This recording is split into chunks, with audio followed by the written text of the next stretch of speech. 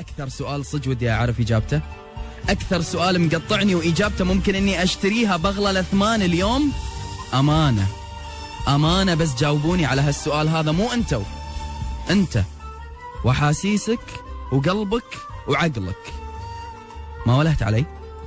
صج يعني لهالدرجة أنا ما سويت ولا شيء حلو بحياتك علشان توله علي، علشان تفقد السوالف معي؟ ما ولهت حتى على أن أنت تسأل عن أخباري؟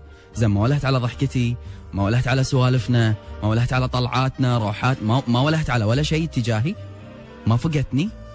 ما حسيت أن الدنيا تغيرت بغيابي ولا في بعدي؟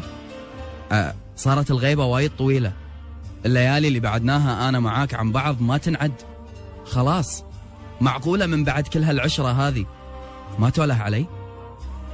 أنا مستعد أني أنا أسكت كل الأسئلة اللي قبل شوي قلتها، ومستعد أني أستثني إجاباتها ولا أعرف إجاباتها طول عمري إلا أني أعرف الإجابة هذه.